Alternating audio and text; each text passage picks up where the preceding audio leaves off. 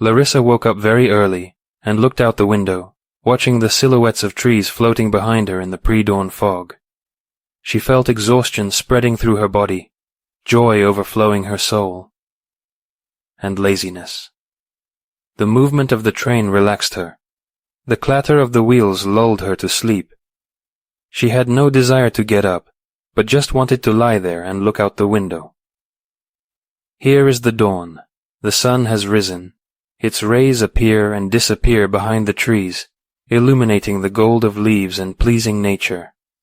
The sun knows no laziness and works round the clock, not complaining about fatigue, lack of time, and a lot of other reasons that are so peculiar to people. Her 10-day journey to the capital is coming to an end. 4 of them left Moscow, and all of them women. They quickly found a common language.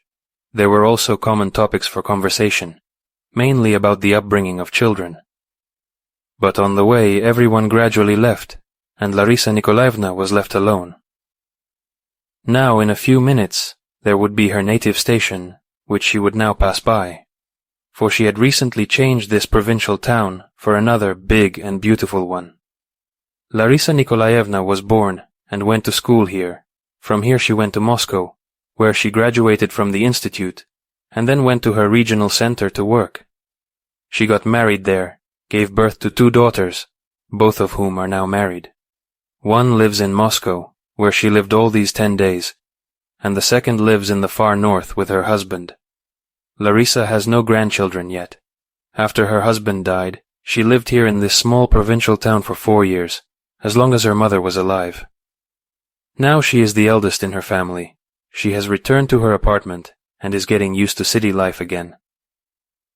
When she was going to Moscow, they passed her home station at night, and now, in the early morning, they can already see the hulk of the factory, which has withstood the hard times and is still working, and over there is a wonderful park, where Larissa herself and her children used to walk as children. She looked sadly at the houses passing by, at the rare passers-by, and then there was a 3-minute stop, where the passengers only got off. It took 3 hours to get to the regional center, so people here preferred to get to the region by bus, and the clattering of wheels began again. Having plunged into memories, Larissa did not notice how the train stopped at the next stop. A young man from a neighboring compartment went out for a smoke, and she looked out of the window. Deciding to see how people were dressed, she might have to take a jacket out of her suitcase. It seemed to be getting cold outside. She saw the guy take a quick drag several times in a row and toss the cigarette butt into the trash can. Larissa realized that the train was about to start. At that time, a woman and a girl ran out of the station building and rushed to the guy. He picked up the girl and apparently went up to the car, and in a minute he was already coming into her compartment. "Here is your granddaughter." He held the hand of a girl about 2 years old and pushed her towards Larissa Nikolaevna. "Granddaughter? I don't have grandchildren yet, you're probably mistaken. I saw you on the platform, and her mom too. I don't know this woman." Meanwhile the girl was crying quietly. "Maybe you've got the wrong seat or the wrong carriage." "No," she said very clearly. "Third compartment, 3rd seat. Let's go to the conductor, or we'll be accused of stealing a child." They went together with the crying girl. After explaining everything, they wanted to leave the girl to her, but she objected. "You're the one who made the mess, you sit with her." "But you all saw and heard how she shouted out the compartment number and the seat." "I saw it all. I can confirm it, but I won't deal with her. I have work. Wait for the boss." They returned to the compartment. The girl was sitting silently. Apparently she could not talk yet. "Let's get acquainted," Larissa Nikolaevna said, and introduced herself. "I'm Anton. But you, little one, will you tell me your name?" He turned to the girl. She answered at once. "Veska." Verochka means Veroshka, and the girl nodded her head vigorously. Soon the head of the train came in. "Well, where are the child kidnappers?" "How could I have thought that everything would turn out this way?" Anton answered deftly. "Don't worry, you did it in front of witnesses. Yes, your 2 guides saw and heard the whole conversation, and Larissa Nikolaevna saw it." Yes, she did." "So you went out for a smoke?" The warden laughed. "You know, you reminded me with your smoking of the old Gaidai movie Behind the Matches." Larissa Ivanovna laughed too, I remember, Anton, in order not to get upset. You need to see it. But there is nothing to make you happy, continued the head of the train. In none of the cars there is no grandmother who would wait for her granddaughter. We have informed the regional linear police department, and you will be met there. And he left. Anton, go get some boiling water. You and I will make coffee. And the little girl, tea. We need to get the capital's supplies. And she quickly set the table. The girl, having seen sweets and cookies, became lively, but Larissa Nikolaevna first made sandwiches with sausage and cheese. Anton brought glasses of boiling water, and then ran to his compartment to get his things, handed in his laundry and sat down next to the girl. She turned to him and said boldly, "Pisat at you." They thought for a long time how to translate it, until she began to pull the guy out of the compartment. Anton exclaimed, "Got it!" and carried her to the toilet. "Help! I cannot cope alone." Larissa Nikolaevna followed, with great difficulty, but they coped with the problem, holding Veroshka in their arms. The girl cheered up, and back in the compartment they began to eat lunch. The sandwiches went well. It seems that they are not iron nerves and require to be restored by all sorts of goodies, Anton commented on his appetite. But the others also kept up with him. Then there was tea and coffee. Candy and cookies almost all went to Verochka. After a snack, Anton asked Verochka, "What's your mum's name?" "Poya." The adults hesitated. "Zoya?" There was silence. "Poinka," the girl prompted and looked at them with bewilderment. "Polina, Polya," finally guessed Larissa Nikolaevna. The girl nodded and said, "Poya, Poinka." "And Daddy?" Anton asked again, but the girl was silent, and then she said, "Baba Dasya," they both exclaimed. "Dasya!" Verochka nodded happily. "Are you Anton? Where's Mom?" Suddenly the girl said in an unusually clear voice, "She'll be here soon." But then they saw that the train was already traveling through the city. They quickly packed up and went out into the vestibule. Except for them, there were only 4 passengers in the car. 2 policemen met them on the platform and took them to the station's police station. After telling the story, Anton or Larissa Nikolaevna waited for the police authorities to react. They took their passports and were told to wait. They went out into the corridor and sat on a bench. After sitting for about an hour, they were worried. The time was getting closer to evening. They should go home. Finally, they were invited into the office. The girl was already asleep in Anton's arms. Found her mother. She had already knocked down, looking for her daughter, who went out with her grandmother for a walk and suddenly disappeared. And then she still went to the police. They told her that she is with us, in the regional center. She will not be able to come today. There will be no more trains, and buses too. We'll have to leave the girl here with the duty officer. I'll take her home. I live a 10-minute walk from the station. My address is in my passport. Mine too. I'm almost an employee of yours. I work in the canine service of the Ministry of Internal Affairs. Yes, Anton will help us. We'll take you there. Don't worry. Just leave your phone numbers for communication. 15 minutes later, Larissa Nikolaevna was already standing in front of the door of her apartment. Anton and the policeman stayed on the landing, and she and Verochka went in. "And you?" the policeman asked Anton. "It's true. Verochka's mother will show up and you won't be there and you might be needed. So you'll spend the night at my place." The policeman left, and they both sighed with relief. Verochka, sitting on the sofa, was already pecking her nose. The mistress took her in her arms and carried her to the bathroom, where she had already prepared a clean towel and an old t-shirt of her daughter. Having bathed the girl, she put the t-shirt on her, wrapped her in a towel and gave it to Anton. Then she took apart her bed and laid the child on it, having decided that there was enough space on the bed for both of them. After putting the child down, the hostess gave Anton a towel, sent him to the bathroom, and made him a bed on the sofa. When he lay down, Larissa Nikolaevna came out of the kitchen and said, "You know, Anton, I have 2 sons-in-law, but for some reason I have a completely different attitude to you, like a native son. Strange, isn't it?" Anton, embarrassed, replied, "I lost my mother and father long ago, when I was still a child. I lived with my grandmother and guardians, my mother's sister and her husband. They replaced my parents, who were hit by a drunk driver, both at once. He drove into a bus stop. There was killed, and a woman with her son. God, what a passion. You know Larisa Nikolaevna. That woman at the station had some crazy eyes. It seemed to me that if I didn't take the girl, she might throw her under the train. And the girl, you saw her hugging her neck. She must have known her. I still think about it. Don't scare me or I won't sleep. Good night. But the landlady slept like a dead woman. She woke up to children's laughter. At first Larissa did not understand where it was coming from, because she lived alone, but quickly remembered yesterday's strange road events and, throwing on a robe, went to the kitchen. Anton was already rattling the kettle and mugs, and Veroshka was sitting at the table laughing. Good morning, Larisa Nikolaevna, Anton said, smiling, and Veroshka added, good morning, and clapped her hands merrily. I saw a store near the house, so I'll go there now. I have to prepare breakfast. He had already left the kitchen, but suddenly returned, and smiling said, I won't buy matches, or it might not happen. He ran away, and Larisa Nikolaevna ground and prepared coffee, then brewed tea, and again she thought of Gaidai's wonderful comedy, Behind the Matches.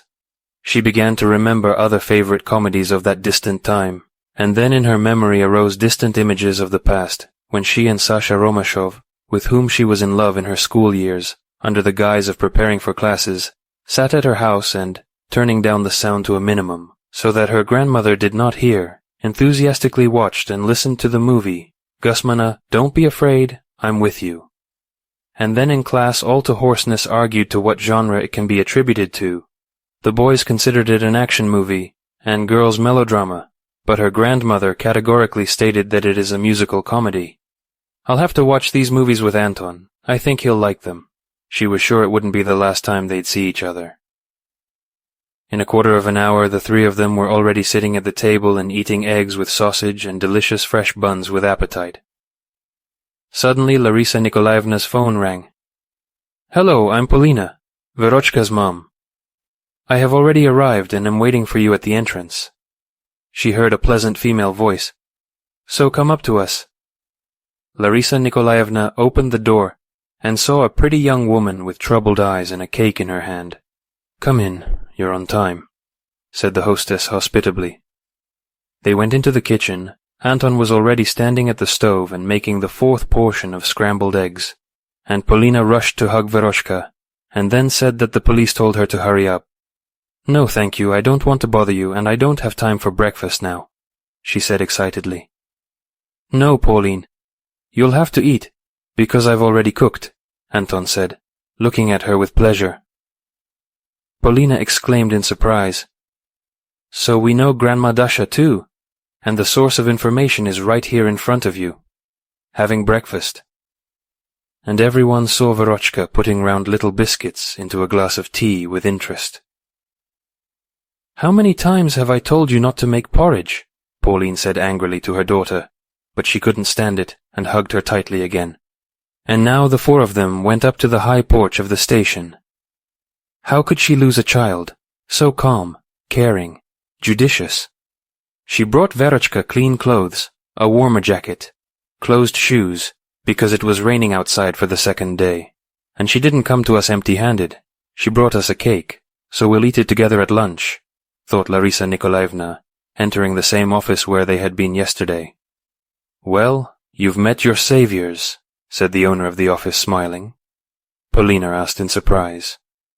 The witnesses recognized Antonina Fyodorova, the present wife of your ex-husband, as the woman who had given your daughter to Kalugin Anton, who was in a drunken state, and it is not known what she could have done to the girl. I thought so, Polina whispered and cried. Verochka joined her at once, and jumping up from her chair, climbed into her lap and hugged her by the neck. There's no need to get damp. Everything ended perfectly. But it's urgent to call Dasha, because she's probably going crazy at home, Anton said judiciously. Oh, I forgot, Polina said anxiously. Can I go out and make a call? Go. I'll finish the paperwork here. and you'll sign everything later. You know, I'm glad it was you who started my working day. It's so nice to see when people sitting across from me don't carry negativity in themselves, but are happy, like me, with the positive mood that the morning has brought them. Good news always has a positive effect on my nervous system, laughed the investigator, finally finishing all the formalities. He asked them all to sign their names, and they left, saying a warm farewell to him. I would so like to take Verochka to my favorite ice cream cafe on the quay, said Polina dreamily. I studied here, and after my studies I came home. I would hardly ever buy an apartment in the city. It's true that with my ex-husband we lived in an apartment. We didn't manage to buy our own. Maybe it's for the best, though. Otherwise we'd have to share. You could hear the sadness and disappointment in her voice. Anton, you go with them, because you said that you have to work only tomorrow, and you'll be back by lunchtime. I'll have everything ready. And they, holding Verochka's hands, walked briskly towards the embankment. The young people walked on and did not see that, having taken a few steps, Larissa Nikolaevna turned round and looked at them. No, it can't be just like that. Probably in this way they had to get acquainted. God willing I was right, because that's the kind of wife Anton needs, she thought, as if it were her own son. On the way home, Larissa Nikolaevna went to the store and bought groceries, and at home with enthusiasm began to prepare dinner. And then suddenly she remembered that she had not called her girls, had not reported that she had arrived safely. Larissa Nikolaevna called first her eldest daughter and then her youngest daughter, but she didn't want to talk about the accident with Verochka, so she went back to the kitchen. It's been a long time since I've enjoyed cooking so much. It's so nice to mess around in the kitchen, knowing that someone else will enjoy it. She thought of Anton, and for some reason she was sure that he would come to visit her, drink coffee in the morning and have interesting conversations about the vicissitudes of fate. And this morning, he had enthusiastically told her his understanding of yesterday's conflict between Polina and the wife of her ex-husband. She, this trashy woman, felt that it was Verochka who was the stumbling block in her victory in the struggle for her husband. But she did not take Polina into account, considering herself an irresistible beauty. But neither Verochka nor Polina have nothing to do with her happiness. Everything is decided by a man. Having parted with Polina, he has already made his choice, refusing them, and he is unlikely to change it. But he will also easily do the same with this lady, if she suddenly does not please him in any way. But this time she pleased him, proving her love to him, albeit meanly and low. But it suits him because he, immediately apparently having married, considers himself irresistible and requires proof of it. And this proof, her vile act in relation to his own little daughter. From the point of view of a man, he may be right, thought Larissa Nikolaevna about Anton's words. But Pauline from this does not feel better. Satisfied Anton and Polina returned from their walk on time, Larissa Nikolaevna had dinner ready. But little Verochka was so tired that she never waited for him, falling asleep on the sofa. And the three of them sat in her cozy kitchen, and Polina shared with them information for thought, as she put it. The investigator who had talked to her that morning had made Polina realize that the lady who had kidnapped her daughter had a real possibility of getting a sentence of at least 5 years. I don't know what to do. He seemed to say everything right, that kidnapping will remain kidnapping, and I was lucky that my Verochka came to you, and if things had gone differently, it could have been a disaster. But we have a small town, and everyone has condemned her. That foolish Tonka. But there's no guarantee that people won't condemn me, if she goes to jail on my application. And it's hard to live with that. We recently had a case. A girl was raped, and they felt so sorry for her. So sorry, and the girl, who was only 14, was quiet, modest, from a good family, and studied well. And when her parents wrote a report on 2 boys, high school students, then all rushed to accuse her, defending these freaks. So the whole family had to leave town. But why should they blame you? You are a mother who cares about her own child. Who but you should protect him? Larissa Nikolaevna exclaimed indignantly. They'll start accusing me of defending her so badly that I didn't protect Verochka. I will not go around the city to explain that I was at work at the time, and with Verochka walked grandmother. But impunity breeds, began Anton, although you can be from there to leave. No, this is not the way. I have parents there, grandmother. Polina, but if you need to, you can always stay with me.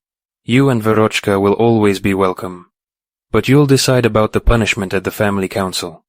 It's easy for us to talk from afar, but you'll live there, Polyushka. And since then Larisa Nikolaevna had a foster family, Anton, Polina and Verochka.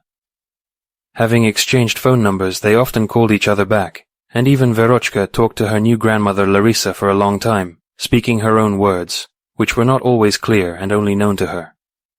Anton came often, sometimes even spent the night, as Larisa Nikolaevna had various breakdowns, which he fixed, and recently he introduced her to his relatives. It was his grandmother's birthday, and he was ordered to come with a girl. He decided to make a joke and introduce his relatives to Larisa Nikolaevna, having warned her in advance that they were expecting a bride from him. Do they know how we met? Yes, I told them about you, Larisa Nikolaevna, and about Verochka and Polina. Larisa Nikolaevna had chosen in advance the strategy of her acquaintance with his relatives, who so assertively wanted to marry him. And when she came to them, she got acquainted, and immediately said that in her opinion she was the link between Anton and Polina. You see, at that moment the situation was so absurd that we thought of nothing but the girl. But afterwards I thought about it for a long time, and came to the conclusion that it was fate that all three of us were destined to meet. But I still do not understand what role I played in this mysterious story. OK would have met Anton and Pauline. But why me? One thing I know for sure is that they are very suitable for each other. Judicious, kind, they understand each other from half a word. I am not a matchmaker, but I would very much like them to get married. Maybe you are confused that Pauline has a child, but I assure everyone that it was Verochka brought them together. They both feel responsible for her now. She as a mother, and he as a man who saved the girl from a threatening disaster. During her monologue, another guest came in, but Larisa Nikolaevna did not see him. She stood with her back to the door, but her grandmother smiled at his appearance. Larisa Nikolaevna realized that it was time to finish, and said that she was glad to meet Anton's relatives, and especially the birthday girl, and wished her health, love and attention of all neighbors. She sat down, and a man came to the birthday girl sitting at the head of the table, and kissed her and said, Dear birthday girl, as your godson, I declare that I love you very much and wish you inexhaustible energy and inexhaustible sense of humor. Then you cannot worry about your health. In honor of your birthday, Valentina Ivanovna, I invite you as a guest of honor to my personal exhibition. I will be glad to see everyone else too.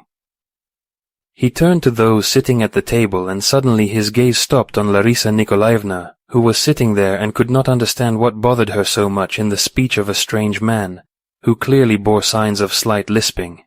And only when she saw him she realized that it was Sasha Romashov, her first love, unrequited, as she believed. Larissa? You haven't changed much, really. I would recognize you even in 100 years, honestly. He came up to her, hugged her, and then ran his finger along her cheek and said, I'll paint your portrait, remember. I promised you once. I remember, Sasha, she said quietly, seeing with what interest everyone was looking at her. I remember. Once again she repeated almost in a whisper. The rest of the evening they did not leave each other, dancing, talking, as if catching up on the past years. Only once Anton asked her to dance and said, Here is your participation in the unsuccessfully organized kidnapping.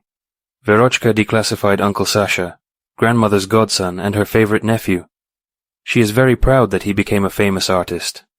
I am glad that you met, and I am ready to act as a matchmaker, because Uncle Sasha is not married, he is a widower, but he has a son and a grandson.